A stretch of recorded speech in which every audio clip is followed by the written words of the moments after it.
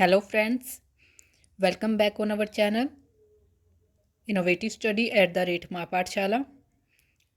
जैसा कि हम सब जानते हैं कि हमारी जो वस्तुनिष्ठ प्रश्नों की एक सीरीज चली हुई है जिसमें हम अपने NCERT की जो बुक्स हैं उन्हीं से आपके लिए कुछ वस्तुनिष्ठ प्रश्न हर एक चैप्टर से निकाल कर आपके साथ शेयर कर रहे हैं और यहाँ पर हल करते हैं।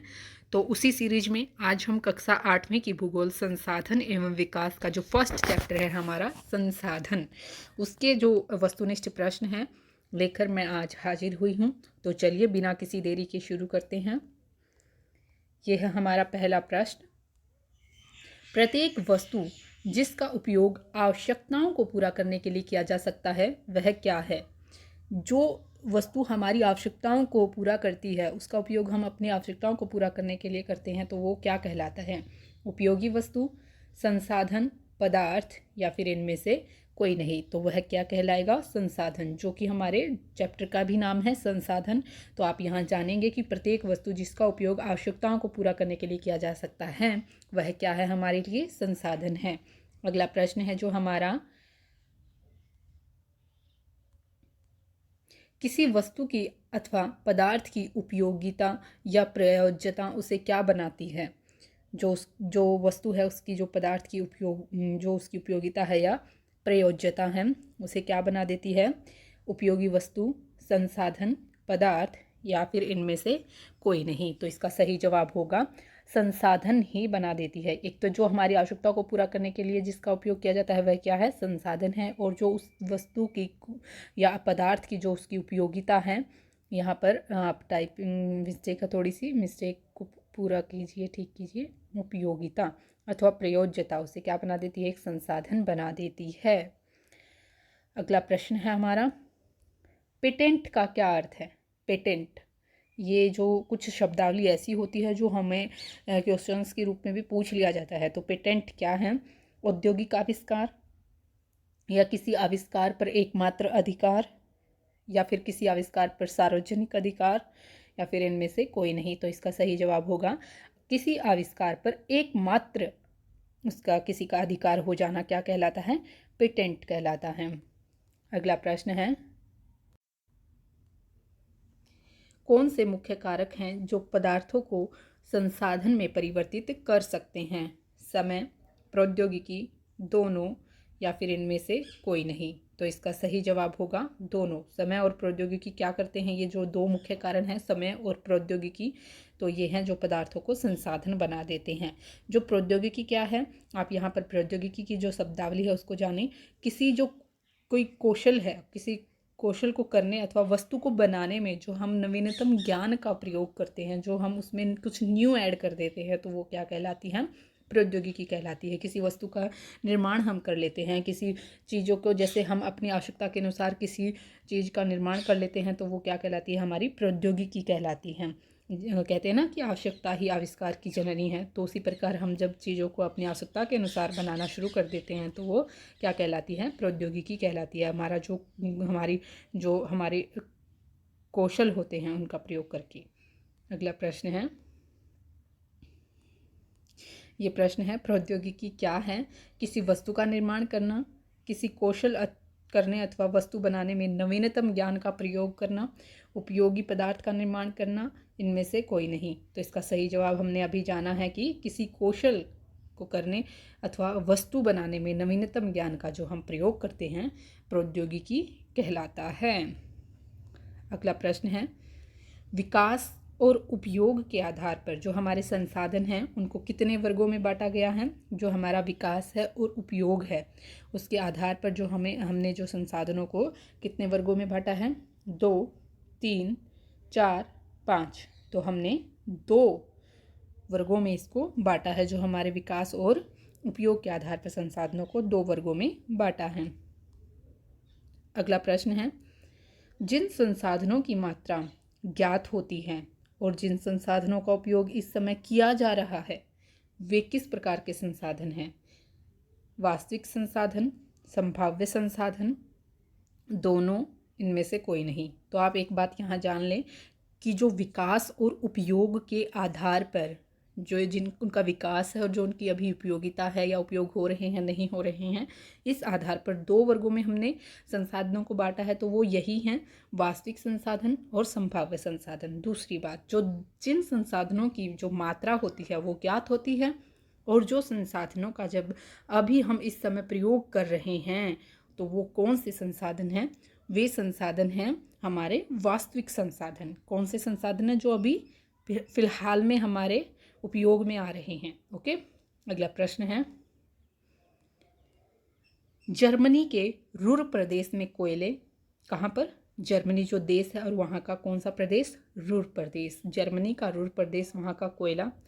पश्चिम एशिया में खनिज तेल, महाराष्ट्र में दक्कन का पठार की जो काली मिट्टी है वो, ये जो भरपूर निक्षेप होते हैं ये हैं अभी जो फिलहाल हैं, ये सभी कौन से संसाधनों के उदाहरण हैं?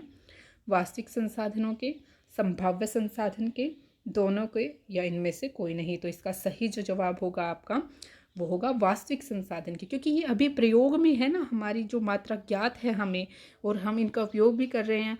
जर्मनी के रुhr प्रदेश के जो कोयला है, पश्चिमी एशिया का जो खनिज तेल है, या फिर हमारे जो महाराष्ट्र के जो दक्षिण पठार की जो काली मिट्टी है, ये भरपूर निक्षेप जो हमें ज्ञात हैं, अभी जो ज्ञात हैं, विकास और उपयोग के आधार पर जो 2 वर्ग बांटे गए हैं उनमें से वास्तविक ये संसाधन के उदाहरण हैं जिनका हम प्रयोग कर रहे हैं। अगला प्रश्न है, जिनकी संपूर्ण मात्रा ज्ञात नहीं हो सकती है। अभी हमारे पास उनकी मात्रा ज्ञात नहीं है और इनका हम प्रयोग भी नहीं कर रहे हैं। अभी हम क्या कर रहे हैं? प्रयोग भी नहीं कर रहे हैं और इनकी हमें मात्रा भी ज्ञात नहीं है। इन संसाधनों का उपयोग हम भविष्य में, यानी कि ये भविष्य के लिए संभावना की जा रही है, तो ये इसका आप यहाँ से समझ ही सकते हैं ये कौन से संसाधन होंगे? ये संभाव्य संसाधन होंगे। जो विकास और उपयोग के आधार पर हमने संसाधनों को बांटा है तो उसी का ये दूसरा भाग है, संभाव्य संसाधन। ठीक है, अगला प्रश्न है, लद्दाख में पाया गया यूरेनियम किस संसाधन का उदाहरण है? वास्तविक संसाधन का, संभाव्य संसाधन का, दोनों, इनमें से कोई नहीं। तो जो लद्दाख में हमें यूरेनियम का जो संसाधन, हमें यूरेनियम पाया गया है जो लद्दाख में, जो वो किसका एक उदाहरण है? संभाव्य संसाधन का। यानी कि उसकी ना तो हमें मात्रा ज्ञात है और ना ही अभी हम उसका उपयोग कर रहे हैं, प्रयोग कर रहे हैं। तो वो कौन से संसाधन होंगे? संभाव्य संसाधन है। हाँ, लेकिन भविष्य के लिए इसका हम उपयोग कर सकते हैं, भविष्य के लिए इनको उपयोग में लाया जा सकता है, तो इसीलिए इनको संभाव्य संसाधन कहते हैं। अगला प्रश्न है, संसाधनों को जो उत्पत्ति के आधार पर जो संसाधनों को किन भागों में बांटा गया है? जो उत्पत्ति के आधार पर संसाधनों को, अजैव संसाधन, जैव संसाधन, या दोनों, या फिर इनमें से कोई नहीं। तो ये दोनों ही क्या हैं? उत्पत्ति के आधार पर, यानी कि जो जहाँ इनकी उत्पत्ति किस आधार पर हुई, इनकी जो उत्पत्ति है उनके आधार पर इनको बांटा गया है। तो वो अजैव संसाधन और जैव संसाधन हैं। अगला प्रश्न है, वे संसाधन जो शीघ्रता से नवीकृत अथवा पुनः पूरित हो जाते हैं, इनमें से कुछ असीमित हैं और उन पर मानवीय क्रिया का प्रभाव नहीं होता है। और मतलब जैसे सौर और पवन ऊर्जा, ये किस प्रकार के संसाधन हैं?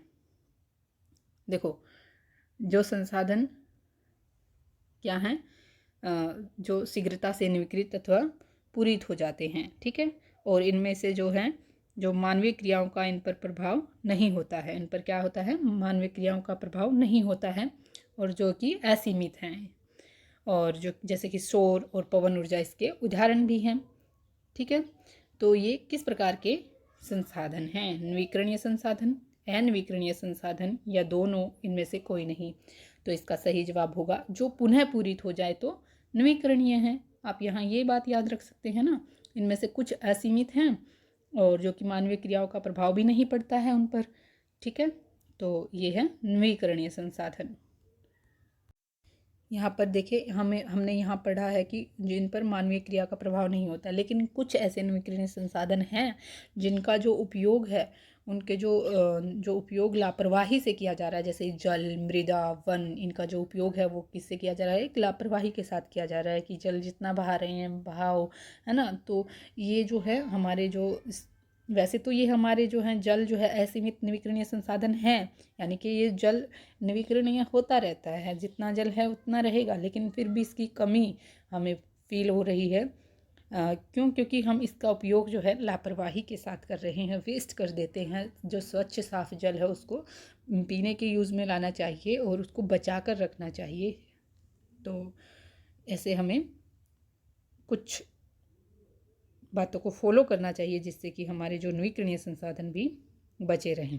हमारा अगला प्रश्न है, वे संसाधन जिनका भंडार जो है सीमित होता है, ठीक है, भंडार के एक बार समाप्त होने के बाद उन्हें नवीकृत अथवा पूर्ण होने जो है भंडार के एक बार समाप्त होने के बाद जो है उनके नवीकृत अथवा पुनः पूरित होने में क्या होता है, पूरित होने में हजारों वर्ष लग जाते हैं। ये है नहीं है यहाँ पर टाइपिंग मिस्टेक थोड़ी सी, हजारों वर्ष लग जाते हैं। और किस प्रकार के ये संसाधन कहलाते हैं, यानी कि देखो जिनका भंडार सीमित है, ठीक है, वो असीमित थे, ये सीमित हैं और ये समाप्त होने के बाद इनको बहुत समय लग जाएगा, वो साथ साथ पूरित होते रहते हैं, वो इनका नवीकरण होता रहता है, लेकिन उनका नवीकरण होता रहता है, इनका नहीं होता है। तो ये कौन से संसाधन कहलाएंगे, नवीकरणीय संसाधन, अनवीकरणीय संसाधन, दोनों या इनमें से कोई नहीं। तो इसका सही जवाब होगा हमारा अनवीकरणीय संसाधन। कैसे संसाधन है ये, अनवीकरणीय संसाधन। अगला प्रश्न है हमारा, कोयला, पेट्रोलियम तथा प्राकृतिक गैस जो है किन संसाधनों के उदाहरण हैं हमारे, नवीकरणीय संसाधन, अनवीकरणीय संसाधन, दोनों, इनमें से कोई नहीं। तो ये किसके उदाहरण होंगे, अनवीकरणीय संसाधन के। क्यों? क्योंकि ये जो हैं इनकी मात्रा जो सीमित है, एक सीमित मात्रा में ये अभी उपलब्ध हैं, इनका प्रयोग जो हो रहा है, अब इनका जो निर्माण भी होता है वो बहुत हजारों वर्ष इसमें लग जाते हैं। तो ये कौन से संसाधन होंगे, अनवीकरणीय संसाधन। अगला प्रश्न है, वितरण के आधार पर संसाधनों के प्रकार कौन से हैं, यानी कि जो उनका वितरण हुआ है कौन कौन सी जगह पर कितना कितना हुआ है, तो वो किस, ये जो संसाधन है वो कितने प्रकार के हैं, सर्वव्यापक संसाधन, स्थानीय संसाधन, दोनों, इनमें से कोई नहीं। तो ये दोनों ही हैं। जो सर्वव्यापक जो सब जगह हमें उपलब्ध मिलते हैं, या फिर कुछ स्थानीय संसाधन होते हैं जो किसी किसी स्थान पर मिलते हैं। तो वितरण के आधार पर कौन से होंगे, सर्वव्यापक संसाधन और स्थानीय संसाधन। अगला प्रश्न है हमारा, प्राकृतिक संसाधनों का जो वितरण है वो कौन से भौतिक कारकों पर निर्भर करता है, भूभाग, जलवायु, ऊंचाई, ये सभी। तो ये जो प्राकृतिक संसाधनों का जो वितरण है वो क्या है, इन सभी कारकों पर निर्भर करता है। वहाँ की भूभाग कैसा है, जलवायु कैसी है ना, ऊंचाई नीचा मतलब ऊंचावच कैसा है, पर्वतों की तरफ है या मैदानी इलाकों में, ये सब ये कारक जो हैं प्राकृतिक संसाधनों के वितरण में महत्वपूर्ण भूमिका निभाते हैं। जैसे आप यहाँ देख सकते हैं, जो आपने देखा कि कुछ ऐसे हैं जो कि सर्वव्यापक होते हैं, यानी कि हमारा जो हम हवा से सांस ले रहे हैं सर्वव्यापक है, पानी है पी रहे हैं सब सर्वव्यापक है, लेकिन कुछ जैसे कि लोहा, खनिज जो होते हैं हमारे, हीरा, सोना, हमने जाना कि जो किम्बरले में है हीरे की खान है, जोहान्सबर्ग स्वर्ण राजधानी है। तो इस प्रकार से आप जान सकते हैं कि जो वितरण के आधार पर ये सर्वव्यापक और स्थानीय भी होते हैं। अगला प्रश्न है हमारा, मनुष्य को एक विशिष्ट तथा बहुमूल्य प्रकार का संसाधन बनाने में कौन सी चीज़ें सहायता करती हैं, विशिष्ट और बहुमूल्य संसाधन बनाने में कौन सी चीज़ें सहायक होंगी, आप सब जानते हैं इसको, शिक्षा, स्वास्थ्य, दोनों, इनमें से कोई नहीं। तो ये दोनों ही कारक जो हैं इसको, मनुष्य को एक विशिष्ट और बहुमूल्य प्रकार का संसाधन बनाने में महत्वपूर्ण है, उसकी शिक्षा और उसका स्वास्थ्य। एक स्वस्थ व्यक्ति ही अच्छी तरह से शिक्षित हो सकता है ना। तो इसी प्रकार हमें स्वस्थ रहने की जो आदत है हमें डालनी चाहिए, स्वस्थ रहें और अपनी पढ़ाई करते रहें। तो इस प्रकार हम एक विशिष्ट और बहुमूल्य प्रकार के संसाधन बन सकते हैं।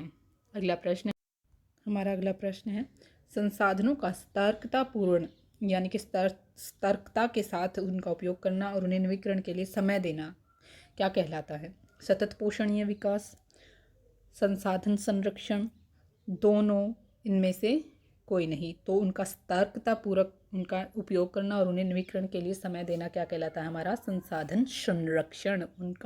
उनकी जो संसाधन उनकी रक्षा कर रहे हैं, हम उनको संरक्षित कर रहे हैं, ठीक है, तो ये क्या कहलाता है, संसाधन संरक्षण। अगला प्रश्न है,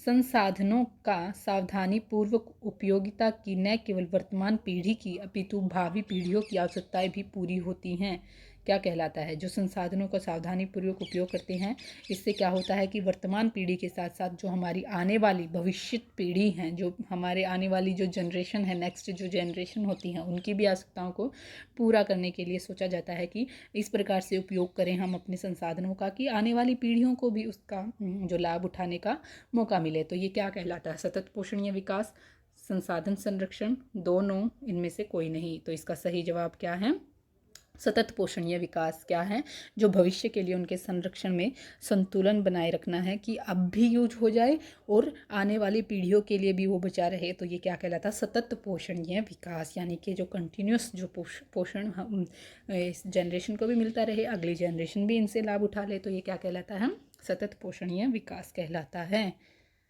ये है आपका नेक्स्ट जो क्वेश्चन है आपका, सतत पोषण विकास के कुछ सिद्धांत कौन से हैं। जो आपके सतत पोषण विकास के कुछ सिद्धांत हैं वो कौन से हैं, जीवन के सभी रूपों का आदर और देखभाल करना, मानव जीवन की गुणवत्ता को बढ़ाना, पृथ्वी के जीवन शक्ति और विविधता का संरक्षण करना, बिल्कुल, प्राकृतिक संसाधनों का ह्रास जो होता है उसको कम से कम करना, ठीक है। और हमारा नेक्स्ट है पर्यावरण के प्रति व्यक्तिगत व्यवहार और अभ्यास में परिवर्तन, समुदायों को अपने पर्यावरण की देखभाल करने योग्य बनाना। तो ये सभी हमारे जो हैं सतत पोषणीय विकास के कुछ सिद्धांत हैं, जिससे हम जिनको अपना कर हम क्या, हमारा क्या उद्देश्य है इनको कि हम सतत पोषणीय विकास के सिद्धांतों को फॉलो करें। ये सभी उद्देश्य हमारे हैं, तो जिससे कि हम हमारे अभी जो हमारे संसाधन हैं उनको आने वाली पीढ़ियों के लिए भी रख सकते हैं। यानी कि जीवन के सभी रूपों का आदर और देखभाल करें, मानव जीवन की गुणवत्ता को बढ़ाएं, पृथ्वी की जो जीवन शक्ति है, जो विविधता को उसका संरक्षण करें, प्राकृतिक संसाधनों को के जो ह्रास को कम से कम करें, है ना, पर्यावरण के प्रति व्यक्तिगत व्यवहार और अभ्यास में जो है परिवर्तन लाएं या समुदाय को अपने पर्यावरण की देखभाल करने के लिए योग्य बनाएं। ये जो हमारे कुछ कर्तव्य हैं इनका हमें पालन करना चाहिए, जिससे कि हम सतत पोषणीय विकास के जो लक्ष्य को प्राप्त कर सकते हैं। तो आज के जो क्वेश्चंस थे आपके इस चैप्टर से, जो आपका फर्स्ट चैप्टर है संसाधन, इतने ही हैं। उम्मीद करती हूँ आपको ये समझ आ गए होंगे। और आप अगर कोई सजेशन देना चाहते हैं तो आप कमेंट बॉक्स में कमेंट कीजिए। आज के लिए इतना ही, धन्यवाद, शुभ दिन।